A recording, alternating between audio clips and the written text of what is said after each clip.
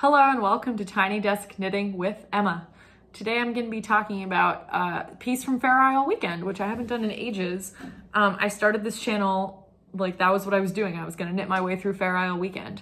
And I got a little sidetracked because I had a lot of other things I was doing. Again, got really into socks, kind of unexpectedly this year. But my channel has definitely branched out, but at the core, I'm still doing a lot of Fair Isle knitting. So this is actually a project that I started a long time ago, and for reasons which I will detail in this video, I didn't finish it. And now I have a plan to finish it, and I'm excited because it's a nice sweater. So this sweater is the Lower Low, that's how it's pronounced, by MJ Mucklestone from Fair Isle Weekend. What's the other one? Oh, the whole bag's here, okay. And here it is. So this is a bottom-up sweater. There's a split hem, seed stitch split hem, single band of Fair Isle knitting around the bottom, and then the rest of the sweater is what we call plain vanilla or just plain knitting. I'm going to show you the pattern page on Ravelry because I don't have the book with me. It's in Baltimore, where most of my stuff is. I'm still at home. Again, by the time you see this, I will have moved, but I'm recording a bunch of videos now so that while I'm getting settled, I am starting my new job, I can upload the back vault videos and then I can kind of start things up again after Christmas. But I've got a lot for you. So you may be seeing this in like December or January. I don't know how many videos I still have saved up. So this is the pattern page, and none of these sweaters are, pictures are, yeah, that'll show you. So there's the bottom band, it's a V-neck, you can see there's a V-neck. Again, because these are not the detailed pictures from the book, there's a beautiful detailed shot. I'm gonna zoom in. It's just like a detail of half the sweater, but you can really see V-neck, dropped shoulder. There's the drop shoulder right there. Do you see that? So, and there's that bottom band of color work. So I'm trying to be faithful to the colors. So she knit this in Jamieson's Shetland Spindrift in,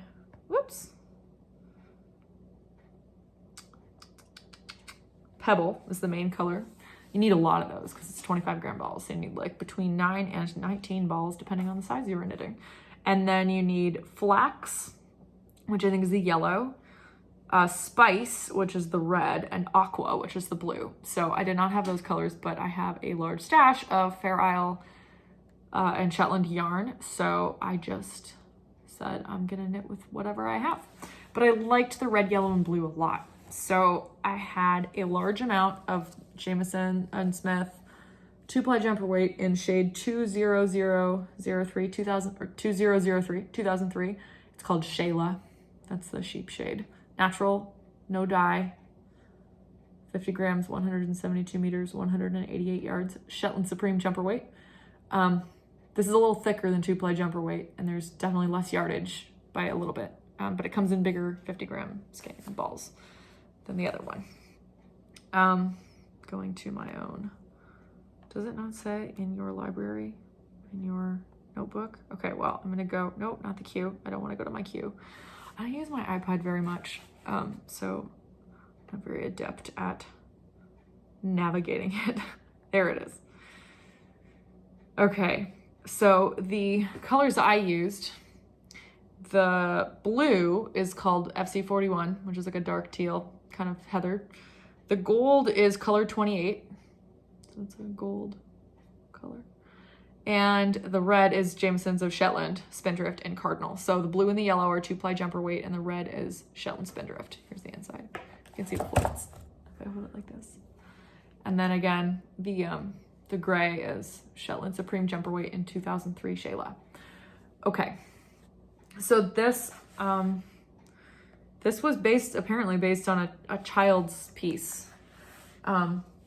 And that Mary Jane said in the book, she says she liked the simplicity of it. And so she designed an adult pullover. One of the things that Mary Jane has done in Fair Isle Weekend, which is excellent, is that she's made the patterns pretty accessible. So there's only one pattern in the whole book that has steeks. and it's the vest. I haven't gotten to the vest yet because it's in DK weight, and I don't have any Shetland DK weight in my stash. So I'm thinking about doing it in a Rama strict garn, but I don't have any of that in my stash either. Oh, sorry. I'm tired. So I need to knit down some of my stash before I acquire any more yarn, because I'm starting a new job and I have to buy a bunch of furniture and stuff for my new house that I'm moving into with some other people. I'm not buying a house. I am renting a house with 2 other girls. And we, there's expenses, moving expenses. I might not get paid for a couple weeks, etc. So there's that. Plus I have a lot of yarn and I'm moving all of it. And there's a basement in the house, which is great. It's a storage basement. But trying not to acquire any more at the moment. I'm trying to really knit it down because I have a lot of yarn. Oh, I hadn't said what I'm wearing. It's all wrinkled because it was in a bag for several months in Washington, DC when I finally got it. And you can see my shirt underneath. Sorry about that. They're both green. This is the Aldous sweater by Isabel Kramer. It's a plain vanilla sweater. It does not have raglan seams, which is what I usually do with my vanilla sweaters, but it has this very cool sleeve thing that looks like set-in sleeve shaping. Excuse me. But it is that's just a purl bump, and you basically do a bunch of increases on the body, and then you do a bunch of increases on the sleeves. I'm knitting my 3rd one right now in Baramutitis. This is in Tuca wool. Fingering color is Leto, Lehto. I got it in London right before COVID. I was doing field work and I went to Wild and Woolly, which was a very cute, tiny little store in East London. And I got this yarn and I made the sweater at the beginning of COVID when I was home. Yeah, it was what I was knitting on when I slammed my right thumb in the car door. I thought I wouldn't be able to knit, but I managed. If you have ever slammed your finger in a car door, it takes forever for that drama to be over. It takes a long time for the nail to fall off. It takes a long time for the nail to grow back. It's gross. I'm sorry that I'm talking about it. At least I am not showing you because it was nasty. But yeah, this is what I was working on then. I made it at the beginning of COVID lockdown. So great sweater, really nice vanilla piece. If you're looking to branch out in terms of styles of your vanilla sweaters, I knit a lot of plain vanilla sweaters last year. I call a vanilla sweater anything that's just like a plain sweater that's basically stockinette. The vanilla sweater that the Woolly Thistle published is amazing. It's a great pattern, and now it's available in tons of sizes, and it was done in Rama fennel garn. But when I say vanilla sweater, I mean like any just like plain. I've used the Woolly Thistles, well, they had to design the sweater, used Ann Budd's book of top-down sweaters. Corinne used that book. And so because originally the sweater had only come out in a size that was too big for me, I just bought the book and started using it the same way that the Woolly Thistle does. And you can do little dress up the sleeves, you can dress up the hem by doing a little split hem like they have in their vanilla sweater. Do some fun stuff. Do stripes, whatever you want to do. It's just a great canvas. So I've enjoyed making plain sweaters and also very complicated sweaters. That was kind of my 2020 vibe for knitting, plain and very complex. So this sweater, back to what we were discussing earlier and the point of this video. This sweater is a drop shoulder sweater. In terms of, I guess I was just talking about construction, so I guess that was not as much of a tangent as I thought. It's got this little split hem with seed stitch, then you knit the band, and then you go into the body. It's not a super long body.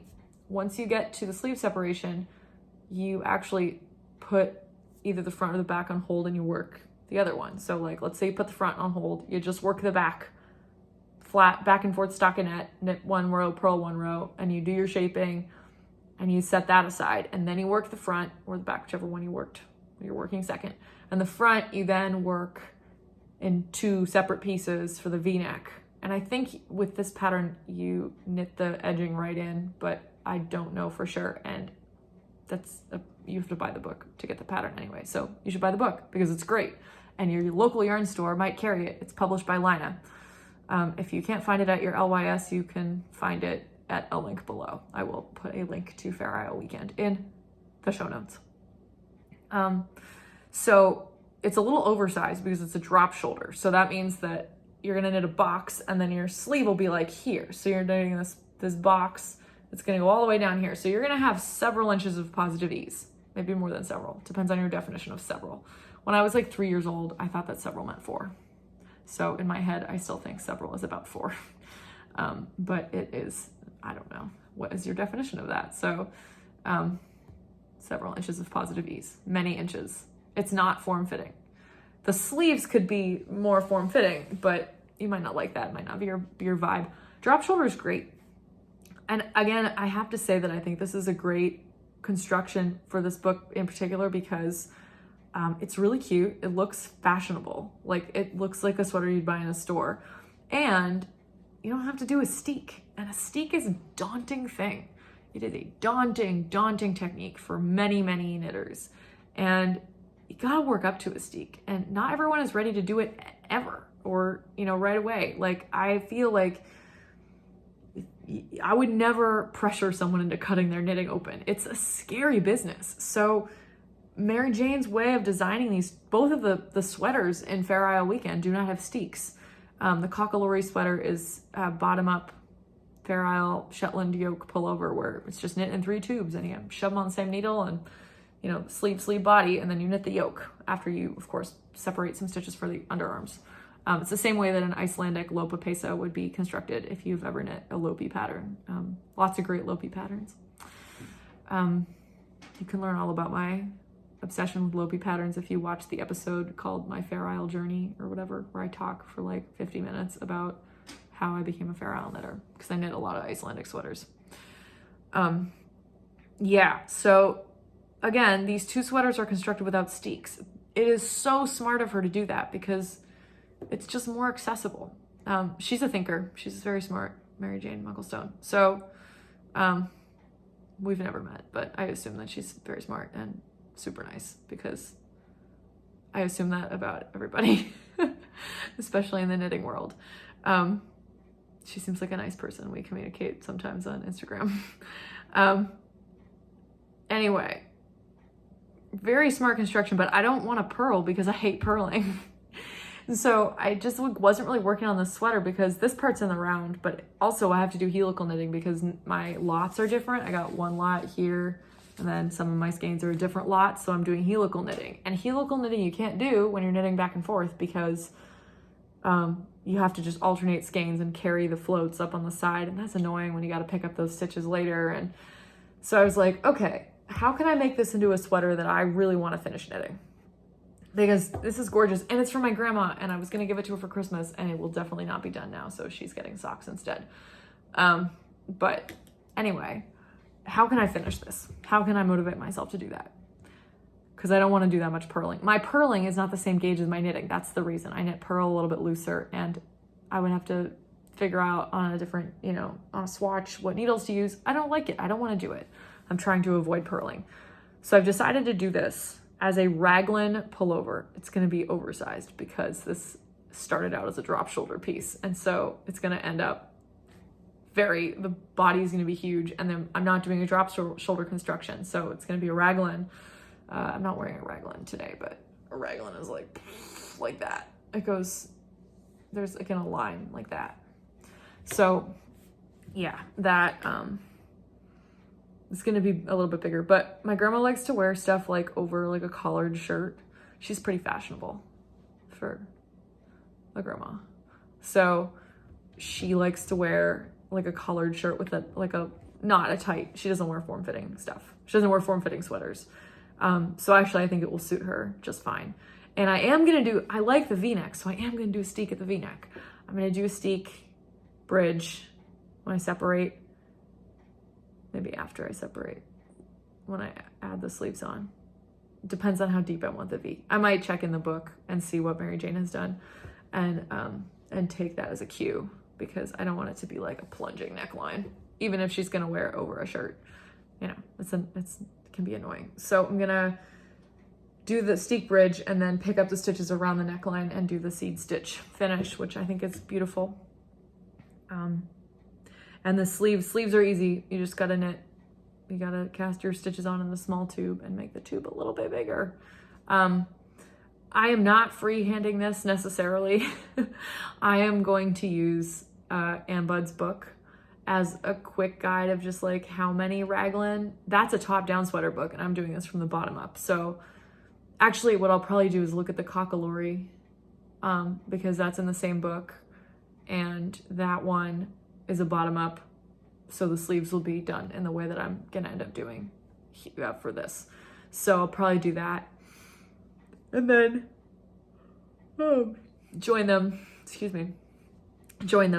for the yoke and do raglan decreases all the way up until the yoke is as deep as I want, while simultaneously doing decreases along the side of a steek bridge, which is funny because it makes if you've ever knit a V-neck with a steek, you know what it looks like, but basically you've got your body and then it looks like it's getting smaller and smaller this way because you're doing the decreases around the steek bridge, and so it's pulling in, and then when you cut the steek, it'll point out, which is really exciting, but it means you can't try it on until you've cut the steek sometimes. So that can be a little annoying. But yeah, so I'll end up putting stitches on hold for the back of the neck, picking up along the steek bridge, joining to the live stitches around the back of the neck and the sides of the sleeves, and then picking up stitches down the other side of the steek bridge, making this V-neck, and then doing some seed stitch work for a few rounds to do the edging, which will be fun. I'm excited. So now I'm more excited about finishing this sweater and to give it to my grandma someday when it's done. Oh, excuse me. Clearly, I've just been lethargic today. It's dark and rainy, and it's like 3 p.m. and it's super dark outside. And it's because it's raining. Maybe it's not raining anymore, but I need to take Hobbs out for another walk around the block, and it's dark. He does not like to walk when it's dark, but it's not dark. It's like the sun hasn't gone down. It's like just after 3, but it's like super dark. It's like one of those November days. It's just like super dark by 3 p.m. because it's gray. The clouds are really thick. Yeah. November is kind of a bleary month. My birthday is in a few days actually, so my birthday is in November, and I do kind of like I kind of like the lead up to Christmas. It starts in November. It's kitschy, but it brightens things up because it's such a dull month. And when I was living in Canada, in Toronto, here in the US, we most of the Christmas stuff kind of goes up after Thanksgiving. That's kind of our, if you live in America, you know that's what we do. In Canada, and maybe this is true in the UK, although I don't know if you have the same Remembrance Day. In Canada, Remembrance Day is November 11th. I don't know if it's the same in the UK. I'm sure you have a Remembrance Day. Like we have in America, we have Memorial Day, which is completely different. It's the same kind of thing, but it's in May. It's like a long weekend at the end of May. Canada also has a long weekend at the end of May, the weekend before. It's called Victoria Day. So you still get that long weekend if you live in Canada around the same time of the year, but it's different because they have it's our Veterans Day in the US, but that's not really a holiday here. Like sometimes you get it off school if you go to a certain type of school, I don't know. But I never got that off school. But in Canada, Remembrance Day is a big holiday, and that's when they put up all the Christmas decorations, is after Remembrance Day. So, yeah. It's also, Remembrance Day is also more about World War I in Canada, and the US didn't send that many soldiers to World War I. We kind of got into that war really late. So not that many people from the US died in that war compared to in Canada where they lost thousands of people. So yeah, I don't think I was there. Oh yeah, I guess I was living there when the 100-year anniversary of the war starting, First World War starting happened, because I was in college in 2014 in undergrad. It feels like it was yesterday. Like 2014 was like 7 years ago, which is like crazy to me. Like seven years. My brother is 7 years younger than me, so he's a junior in college right now, which is how old I was in 2014. Yeah, wow, it's crazy. So what was I saying? Christmas, right? That's when the decorations go up in Canada. So here, yeah, I kind of like that. It made everything like happy and, you know, bright and on the street. And it was like people had their Christmas lights up. And so it didn't feel so dreary in November. Although I will also say that, yeah, most of this podcast is about knitting, obviously, but I am, well, I talk about this sometimes. My academic work when I used to be a graduate student was in church music. And so I was raised in the Episcopal Church. I'm still in the Episcopal Church. I like the Episcopal Church a lot. I think it does very good social justice work in the world, and they have good music. And those are the two things that I mostly care about in my life, other than knitting, you know, good music and doing good for the world and serving the community in productive ways, like making people warm and, you know, raising money to do service work and that kind of thing. So regardless of your religious belief, you know, I'm not like a proselytizer. I just grew up in this church, and the Episcopal Church, especially like the high church Episcopalians and Anglicans, are super into Advent. And Advent, everyone knows what Advent is because it's like even knitters have Advent calendars. You know, the kind of secular Advent calendars, like you start on December 1st and you open the little chocolate every day until Christmas. Advent does not start on December 1st, except once in a while. Advent starts 4 Sundays before Christmas. So start on Christmas, go back to the Sunday before that. That's the 4th Sunday of Advent. You got 3rd Sunday, 2nd Sunday, and 1st Sunday of Advent. So you got 4 Sundays before Christmas, and then the week before Christmas, however much of that week there is. This year, there's a long week before Christmas because Christmas is on a Saturday. If Christmas is on a Sunday, or if Christmas Eve is on a Sunday, I think the 4th Sunday of Advent and Christmas Eve are the same day, which is kind of weird. I don't like it when that happens because then often there's not church for the 4th Sunday of Advent, which is sad because Advent church is great. Best hymns. If you know me from church music, you know that I am all about the Advent hymns. Yeah, I don't think anyone watches this who knows me from church music. Maybe they do. If you're watching this and I know you from church music, thank you so much. Maybe you're also a knitter. I'm sure I have some church music friends. I have a couple of church music friends who are also knitters, but I don't know if they watch this. Anyway, Advent is a time that you're not supposed to like put up your Christmas decorations and get all excited. It's a time of like being very quiet and contemplating the, you know, the birth of Jesus and be quiet about it. Like you're not singing Christmas carols, you sing Advent hymns and you sing specific texts that are oftentimes they're, and I'm talking about this academically, please note this, they're often like about the second coming. That's often what the texts are about because Advent is often kind of thought of as this way to prepare for the second coming of the Messiah in the Christian tradition. So a lot of the Advent texts are like Revelation texts about the second coming, and they are sometimes kind of scary and apocalyptic. Revelation is very apocalyptic text. It's the last book in the Bible, for those of you who are not familiar, which is fine. My parents both teach the Bible as literature, so that's one of the reasons why I talk about this with such a academic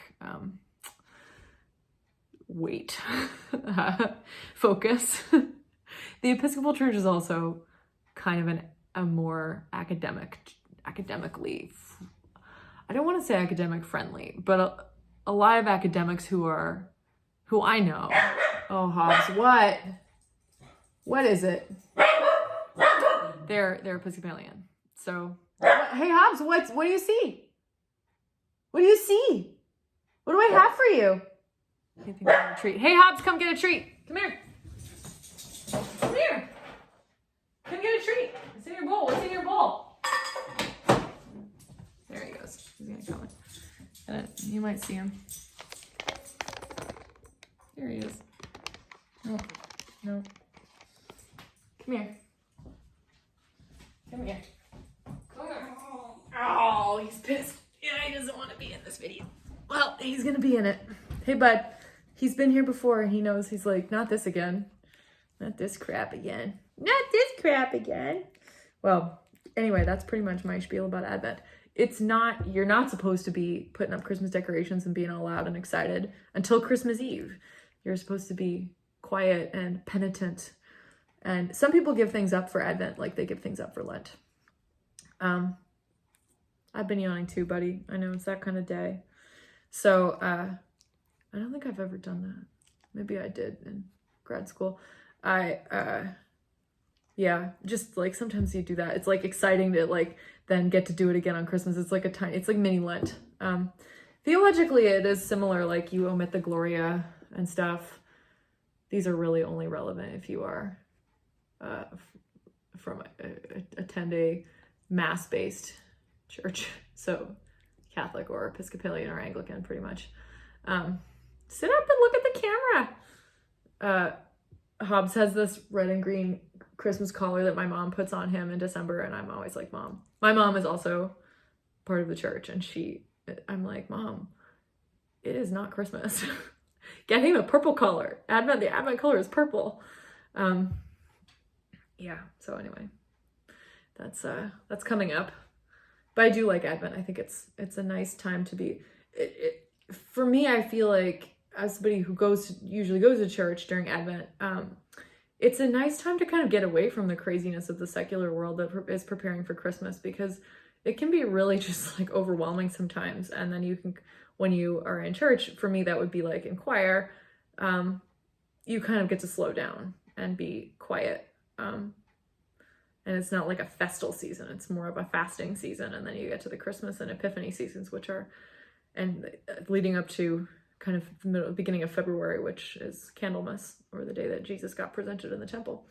And that's kind of the feast season of Christmas and Epiphany. And then you get Lent after that. Usually comes in starts the middle of February to the end of February, beginning of March. Lent can start in March, because Lent is 6 weeks, about 6 weeks, 6.5 weeks total from Ash Wednesday to Easter. Now you're just getting a lecture on the church calendar. Yeah. I feel like I have a very academic relationship with being an Episcopalian, because my parents are both literature professors and they teach the Bible, and that's how they think about the Bible. And I have primarily related to church in terms of choir and choir music. But yeah, that's a little bit about me. I have talked about my work. If you are new to my channel, I have talked about my work with my academic work about, basically it's about gender equality between boy and girl choristers in England in cathedrals, because there's a lot of sexism that's kind of still going on, and we are kind of coming out of that time, but it's been going on for like 1,500 years. So as a girl who was a chorister as a kid, I feel deeply committed to that, the work of equality there, and I care about church music. So I think all kids should have the same opportunities, especially in a world that's so professional. Like, most people think of kids singing in church like it is what, kids are singing in church. But if you're in England, you're like a professional chorister when you're 9. I mean, it's pretty serious. So that music is hard. So yeah, that's fun. Anyway, this is my sweater for my grandma that this video is supposed to be about. And yeah, sorry if I just bored you half to death, but Hobbs was here, so at least you got to look at a dog. And there it is. Look at that. How fun. Yeah, this has been Tiny Desk Knitting with Emma and a loud Hobbs. Hobbs, you want to say bye-bye? This is probably going to be the last time you're in a video for a while. Bye. Bye. Say bye. You want to bark? Whack, whack, whack. Sometimes he goes crazy if you make duck sounds. Bye.